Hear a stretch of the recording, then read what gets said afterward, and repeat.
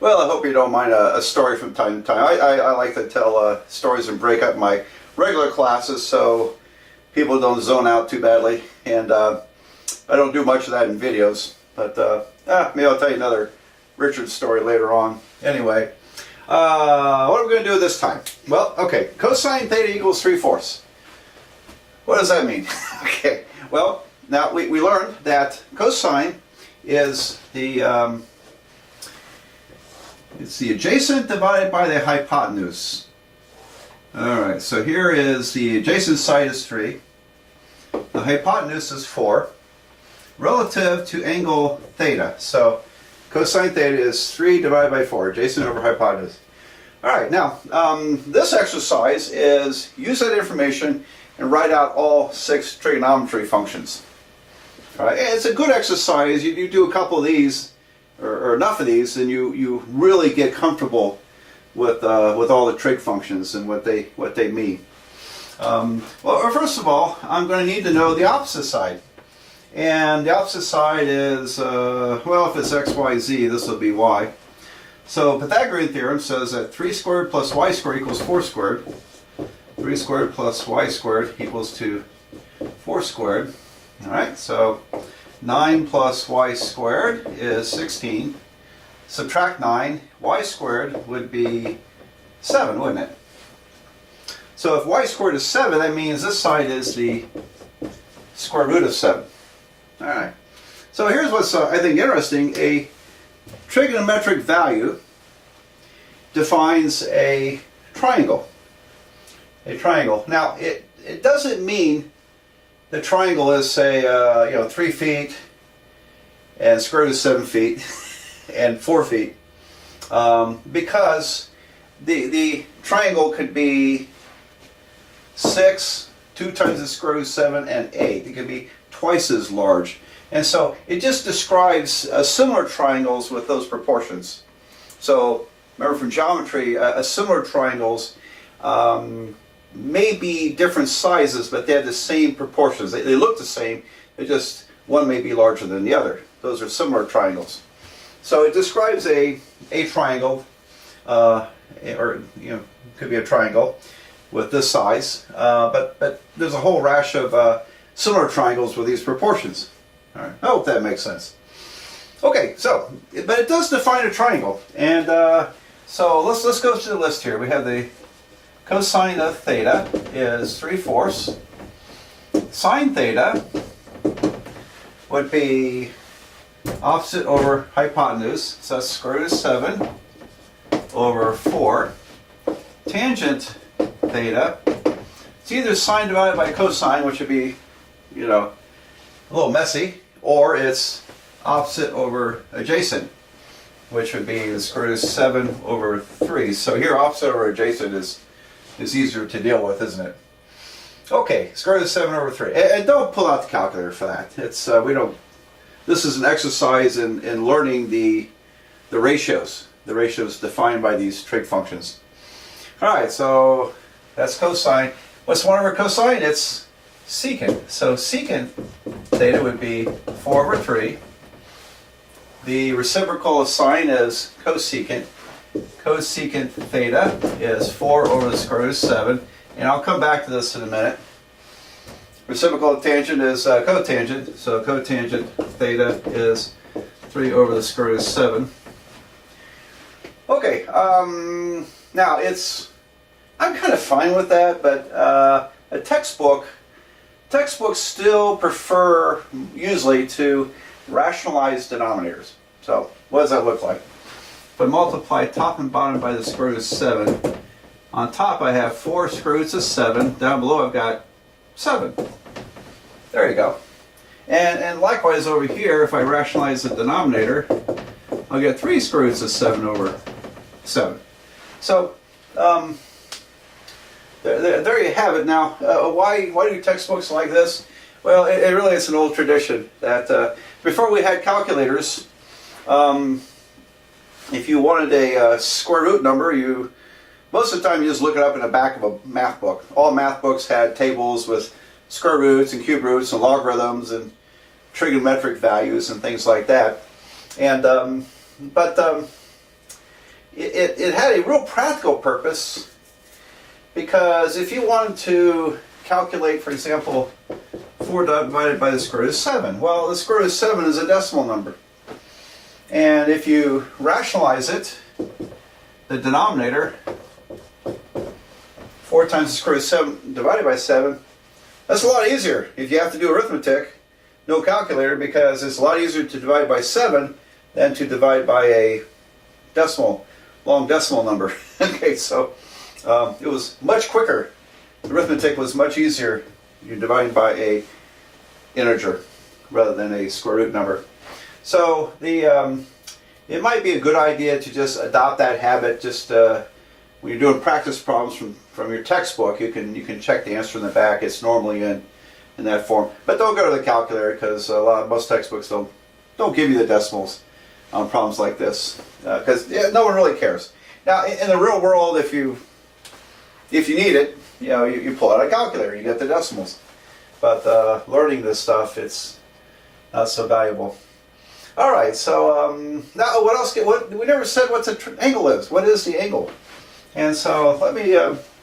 I'll show you. Now this is getting ahead of ourselves. I think it would be to really launch into try to learn inverse trig functions right now is probably not a good idea. We need to get more used to trigonometry.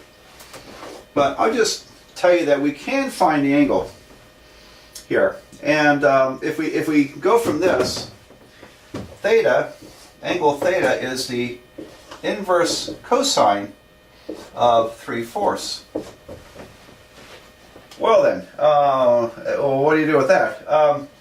First of all, a minute ago in the videos, I said that, well, if you had cosine squared theta, that means cosine theta squared. All right, that means that's the exponent of the function. But there's an exception here. A -1 power as an exponent always in algebra means reciprocal. But in trigonometry, we abuse the notation. When you have a -1 here, we're not talking about reciprocal. We have reciprocals in cosine. It's called secant. It means inverse function. So this is a different use of -1 looking like an exponent. It means the inverse of the trigonometry function.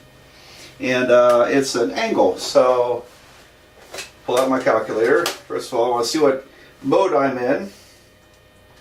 Gotta turn it on. I'm in degree mode. Okay, so in degrees, if I hit, and on a calculator, you look for your cosine button, and right above it is probably the inverse cosine. So I hit inverse cosine. In my case, I put parentheses, 3 divided by 4, close parentheses, and I hit equal.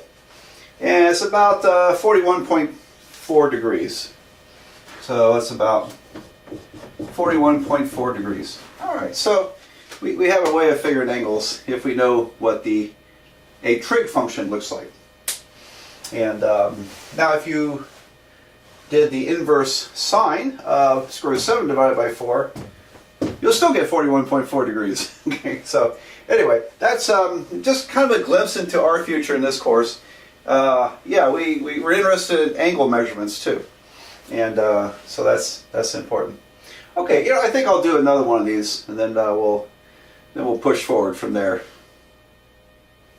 So similar to the last problem I did, this time I've got the cotangent of theta is the square root of 11 divided by the square root of 5. Okay, what in the world does that look like? Well, for one thing, all right, so we want to calculate doesn't matter if we start with cosine or sine. Cosine of theta, sine theta, tangent theta. All those are equal. And then over here, where cosine is secant theta, cosecant theta, and then cotangent theta. All right, so there's 6 trig functions, and as an exercise, we try to fill those in. Now, we're given this one. So this is the square root of 11 over the square root of 5, which would be the square root of 55 divided by 5. I think you can see that edge of the board. It's square root of 55 divided by 5. Okay. And So let's see, on the triangle, cotangent is, here's how we can think it through. Now, tangent is opposite over adjacent, so cotangent is going to be adjacent over opposite. There you go. And then what about this side? Well, this is z, the square root of 11 squared plus square root of 5 squared is z squared. Let's see, this is going to be 11 plus 5 is 16 is z squared. So, well, I got lucky there. Z squared is 4. It's just a plain old integer 4. So that's kind of nice. That's kind of nice. I just happened to pick friendly numbers there. All right, so this is going to be a 4, and now we can fill it all in. So I'll tell you what I'm going to do. I'm going to do these calculations down here. So we've already simplified or rationalized the denominator on the cotangent and got the square root of 55 divided by 5. Okay, tangent's going to be the reciprocal 5 over the square root of 55, and if I rationalize that fraction, I get 5 square roots of 55 over 55, and then 5 cancels into 55 11 times, so I end up with square root of 55 over 11. There we go. That's what tangent is. Now then, cosine is square root of 11 over 4, so adjacent over, here's my angle theta. I should have drawn that in. I didn't put angle theta up here, I put it down here. So cosine theta is square root of 11 divided by 4.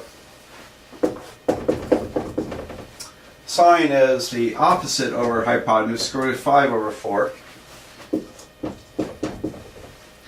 And then secant will be, well, it'll be 4 divided by square root of 11. So rationalize it.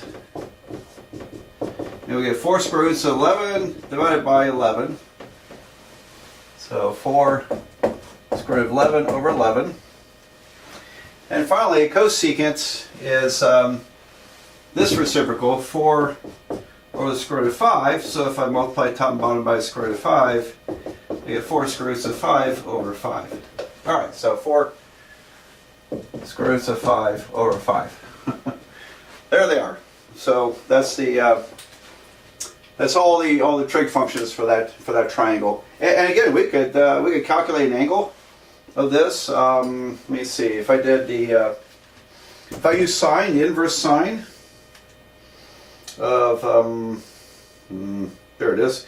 Inverse sine would be square root of 5 divided by 4. There it is.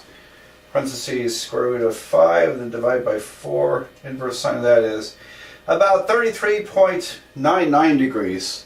Almost 34 degrees. So almost a 34 degree angle there. So the reason we don't really seriously get into those inverse trig functions and calculate angles at this point is because they can get complicated. Particularly if you're considering it on a full circle, where you can have angles can be negative, trig functions can be equal to negative numbers, and all kinds of crazy stuff. So I'm going to leave those angles, inverse trig functions alone for quite a while in this set of videos. I think most textbooks do too. Alright, so let me go on to some observations about this so far.